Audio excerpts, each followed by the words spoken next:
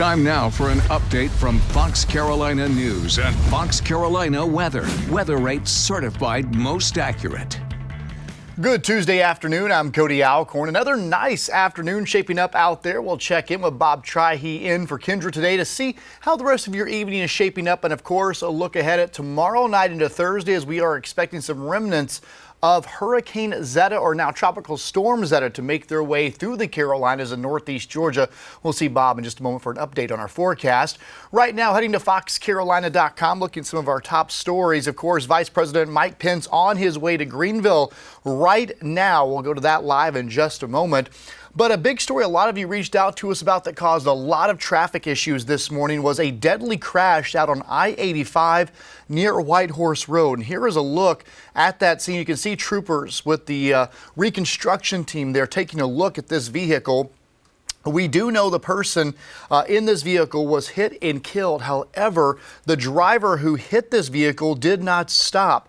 The South Carolina Highway Patrol is looking for that driver, but the problem is we don't have any information on the suspect's vehicle. So they're asking anyone who might have been on I-85 this morning around 6:40, 6:45, maybe heading to work or passing through, and might have seen this crash to call them with any information that could help them get some answers to this deadly hit and run.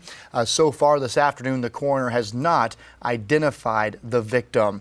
And as I mentioned, the vice president is on his way right now to Greenville to make a campaign stop, not only for his boss, President Trump, but also to thank Senator Lindsey Graham for the confirmation of Judge Amy Coney Barrett, and of course to help him get some momentum as he is in the toughest re-election campaign of his political career.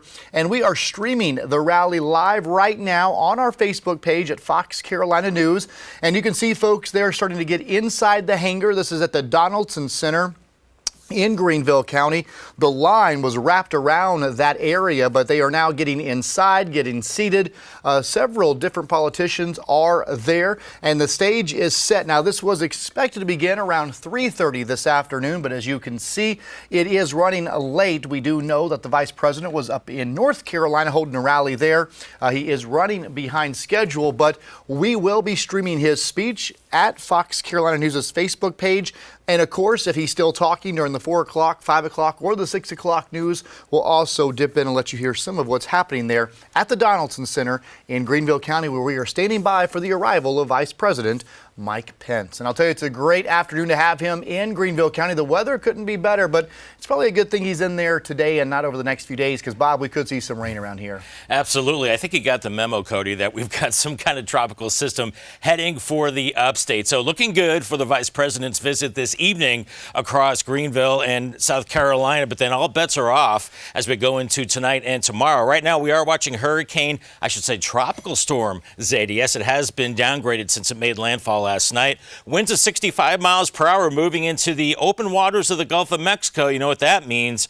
It'll probably strengthen once again to a Category 1 hurricane as we go through the afternoon into tonight, then eventually making landfall sometime tomorrow afternoon, maybe around this time, around New Orleans, the mouth of the Mississippi, and then it moves off to the north and east and starts to affect us. Now, by Thursday morning, we will be seeing the remnants of the system over Georgia and then moving over the top of us, and that's when we'll start to feel the impacts later Wednesday into Thursday, where there will be some flooding possible, especially into the mountains where some places could see over 4 inches of rain, a low threat for severe weather, and wind gusts in excess of 40 miles per hour on Thursday. Something to keep in mind. For this evening, we're in good shape, should be dry.